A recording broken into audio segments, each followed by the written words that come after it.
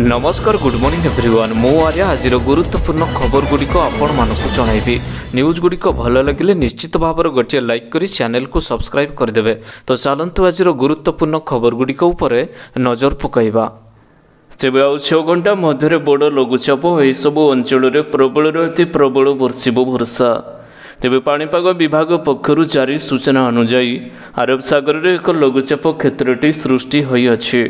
मालदीप पाखापाखि अंचल एक लघुचाप क्षेत्रटी सृष्टि होबार संभावना रही। प्रभावर दक्षिण भारतर विभिन्न स्थान में प्रबल अति प्रबल वर्षा होबार संभावनाटी अधिक रही। यह सहित किछि स्थान में कालबैशाखी होगा नहीं भी पाणीपाग विभाग पूर्वानुमानटी करे। आईएमडी पूर्वानुमान अनुजाई अरब सागर एक चक्रवात वलय सृष्टि हेब। प्रभाव में केरल तमिलनाडु पुडुचेरी और लक्षाद्वीपर किछि स्थान में 3 ରୁ 4 दिन पर्यंत प्रबल बर्षिब वर्षा। सूचनायोग्य जे बात्या मिगजम प्रभाव में तमिलनाडु और आंध्र प्रदेश उपर विशेष भाव में अनुभूत होइथिला। ओडिशार किछि स्थान में देखा मिलता बात्यार प्रभाव।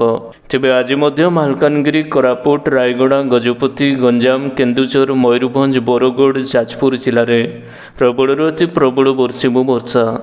परवर्ती खबर पीएम किसान 16तम किस्ती को नहीं आसला बड़ अपडेट। यही दिन मिल 16तम किस्ती। तेज देशर अधिकांश कृषक माने पीएम किसान योजनार लाभ उठाउछंती।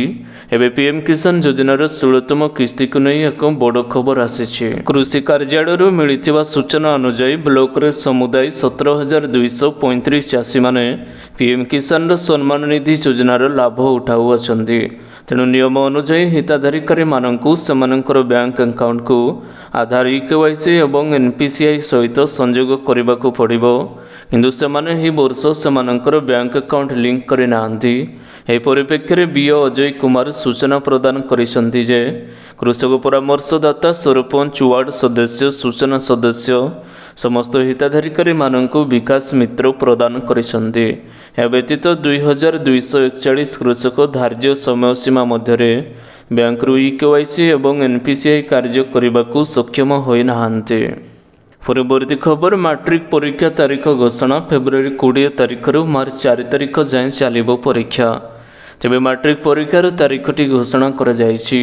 फेब्रुआरी 20 मैट्रिक परीक्षा आरंभ हब। मार्च 4 परीक्षा शेष हब। प्रथम दिन मातृभाषा साहित्य परीक्षा रही।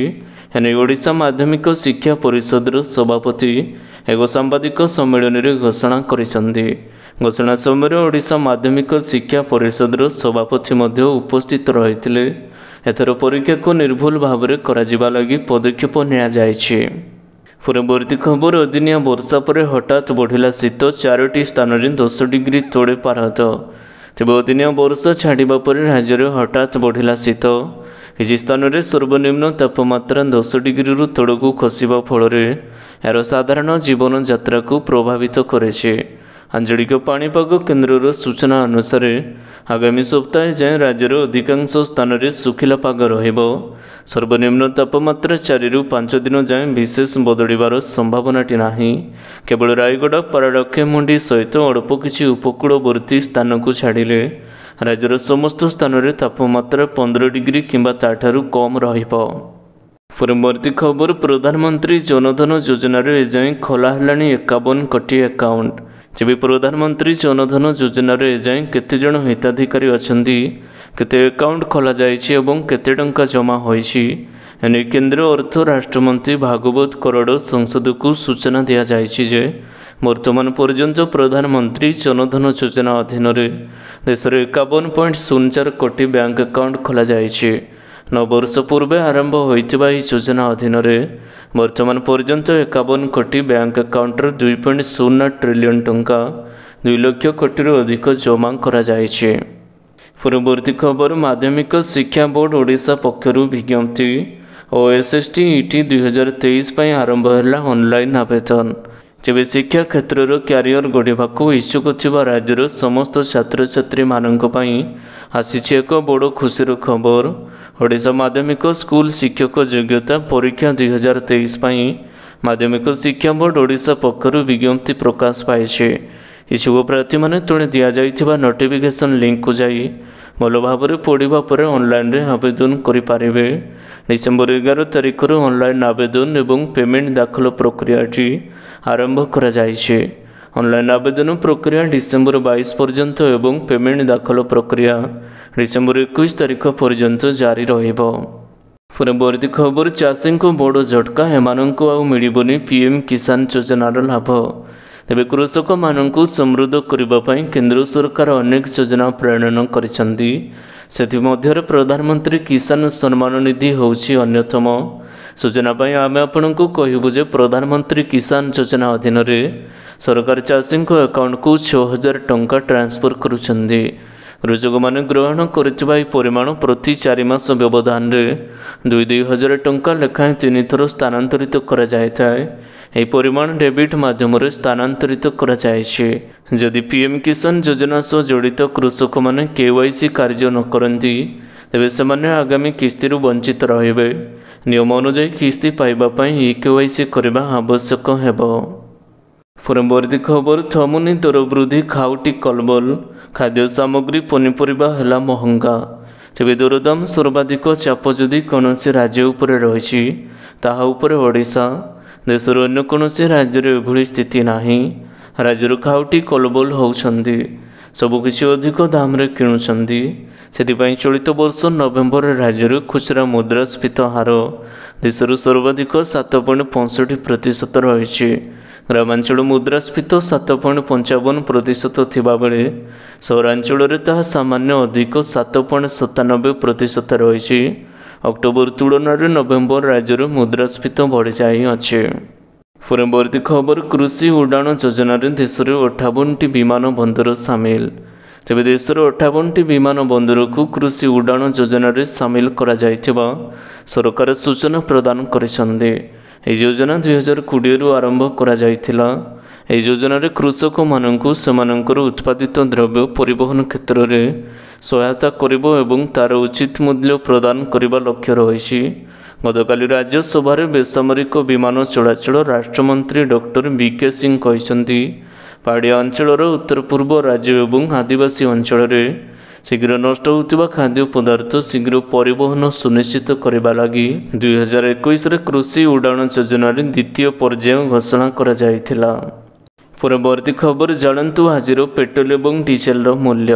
तेबे आज भुवनेश्वर पेट्रोल दर 103 टंका 19 पैसा रहिथिबा बेले डीजेल दाम मध्य प्रति लिटर पिछा 94 टंका 76 पैसा रही। सेपरी देशर प्रमुख सहर में पेट्रोल एवं डीजेल दर केते रही आसंतु नजर पकाइबा। दिल्ली में पेट्रोल लिटर पिछा 96 टंका 72 पैसा एवं डीजेल दर 89 टंका 62 पैसा रही। मुंबई में पेट्रोल लिटर पिछा 106 टंका 31 पैसा होइथिबा बेले डीजेल लिटर पिछा 94 टंका 27 पैसा रही। पेट्रोल एवं डीजेल दाम आपण एसएमएस माध्यम जानीपारे। इंडियन ऑयल वेबसाइट अनुजाई आपण को 9224992249 नंबर को पठाइबाकू पड़िबो। एसएमएस प्रति सहरर कोड अलग अलग रही थाए। कोड देला परे आपणक सहरर पेट्रोल एवं डीजेल मूल्यटी जानीपारे। परवर्ती खबर संध्या हेले हाथी भय चिंतार चाषी। तेबे गाँ मुहां हेलेनी हाथी पल हेले चेतुनी वन विभाग। हाथी मनीष लड़े केतेक हाथी जीवन चली जाउछि तो आउ केतेबेले मनीषर जीवन मध्य चली जाउछि हेले शांत होउनी ए जीवन नेबार प्रक्रिया। खोर्धा जिला टांगी बन्यांचल रेंज अंचल में बढ़िबार लागिछि हाथीर आतंक। संध्या हेले भयर स्थानीय अंचल बासिंदा एवं चाषी माने ताटी कबाट पकाउछंती हेले कुंभकर्ण निद्रारे वन विभाग सहिथिबारु स्थानीय अंचल में चाप उत्तेजना आरंभ होइछि। परवर्ती खबर यूपीआई यूजर्स को बड़ उपहार देला आरबीआई। ऑटोमेटिक हेबो 1 लाख पर्यंत पेमेंट। तेबे जदि आपण जणे यूपीआई यूजर यह खबरटी आपण मानक पई उपयोगी। स्वयंचालित देयर सीमा रिजर्व बैंक ऑफ इंडिया द्वारा कारबार पई 15,000 रु 1 लाख टंका को वृद्धि करा जायछि। किंतु यह सुविधा केवल किसी वर्ग मानक पई उपलब्ध।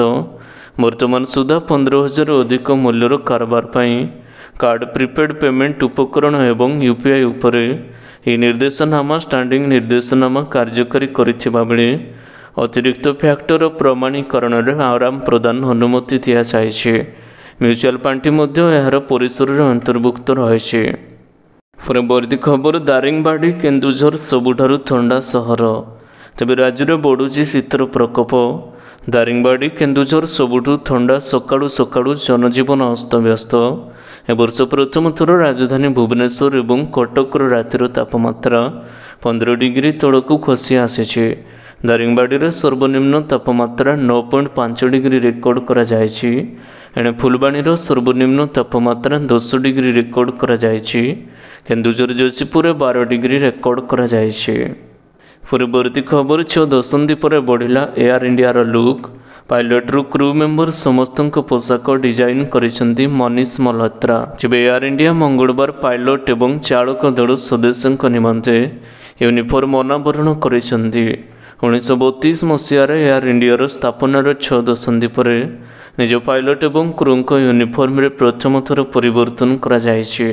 ଏହି ପରିବର୍ତ୍ତନ ଏହିପରି ସମୟରେ ହୋଇଛି ଯେତେବେଳେ ଏୟାରଲାଇନ୍ ବିଲୟ ମାଧ୍ୟମରେ ବିସ୍ତାରକୁ ନିଜ ଅଧୀନକୁ ଆଣୁଛି। ବିମାନ ଚାଳକ ସଦସ୍ୟ ଡିସେମ୍ବର ସରିବା ପୂର୍ବରୁ ନୂଆ ୟୁନିଫର୍ମରେ ଦେଖିବେ ଯେ ଏୟାରଲାଇନ୍ ଏକ ଟ୍ୱିଟ୍ରେ ଏହି ସୂଚନାଟି ଦେଇଛି। ପୂର୍ବବର୍ତ୍ତୀ ଖବର ଫାସ୍ଟ୍ୟାଗ୍ ଲଗାଇବା ପରେ ମଧ୍ୟ ଟୋଲ୍ ପ୍ଲାଜାରେ ଲାଗିବ ପେନାଲ୍ଟି। ଆପଣ କରନ୍ତୁ ନାହିଁ ଏହି ଭୁଲ। ତେବେ ଗାଡ଼ିରେ ଫାସ୍ଟ୍ୟାଗ୍ ଇନଷ୍ଟଲ୍ କରିବା ପରେ ମଧ୍ୟ ଟୋଲ୍ ପ୍ଲାଜାରେ ଆପଣଙ୍କ ଉପରେ ପେନାଲ୍ଟି ଲାଗିପାରେ।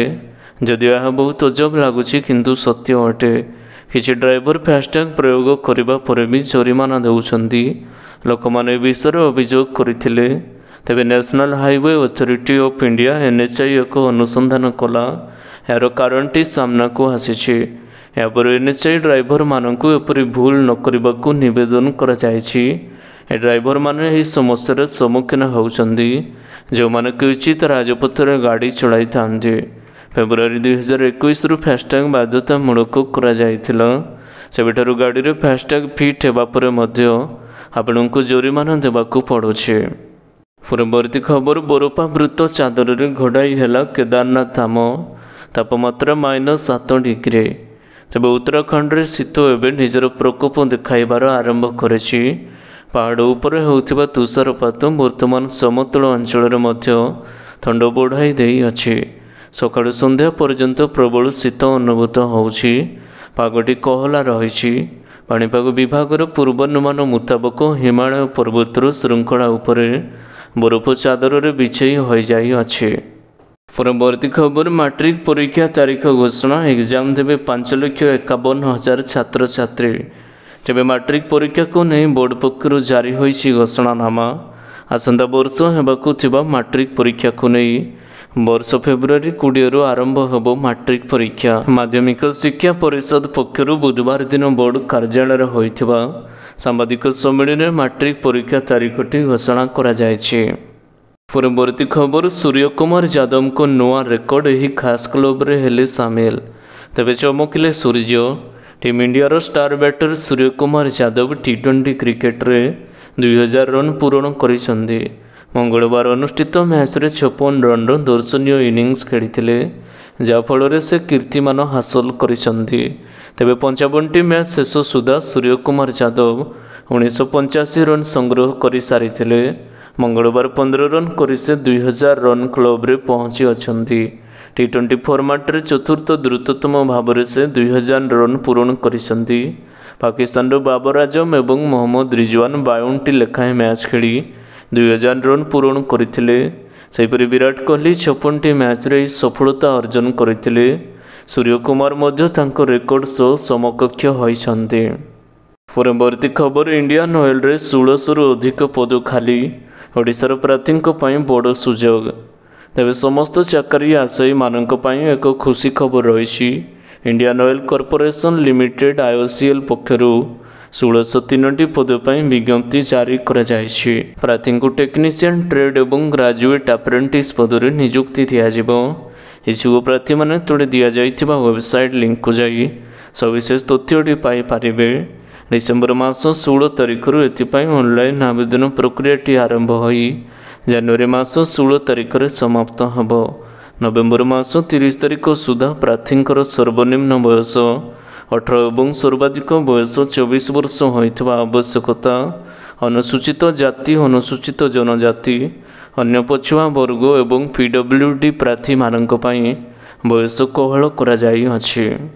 ପରବର୍ତ୍ତୀ ଖବର ଏହି ତାରିଖ ଭାରତ ବନ୍ଦ ଡାକରା ଦେଲା ମାଓ ସଂଗଠନ। ତେବେ ଆସନ୍ତା ଡିସେମ୍ବର 22 ତାରିଖ ଦିନ ଭାରତ ବନ୍ଦ। ଏହି ଭାରତ ବନ୍ଦ ଡାକରା ଦେଇଛି ମାଓ ସଂଗଠନ। ଆନ୍ଧ୍ର ଓଡ଼ିଶା ବର୍ଡର ଡିଭିଜନ ସଚିବ ଗଣେଶ ଆଜି ପ୍ରେସ୍ ବିଜ୍ଞପ୍ତିରେ ଏହି ସୂଚନା ପ୍ରଦାନ କରିଛି। ଝାଡ଼ଖଣ୍ଡ ଏବଂ ବିହାରରେ ଲୋକଙ୍କ ଉପରେ ହେଉଥିବା ନିର୍ଯାତନାକୁ ବିରୋଧ କରି ଏହି ବନ୍ଦ ଡାକରା ଦିଆଯାଇଥିବା ଜଣାପଡ଼ିଛି। ଆଜି ବିଶ୍ୱର ସାମ୍ରାଜ୍ୟବାଦ ଏକ ଗମ୍ଭୀର ଅର୍ଥନୈତିକ ଏବଂ ରାଜନୈତିକ ସଂକଟର ସମ୍ମୁଖୀନ ହୋଇଛି।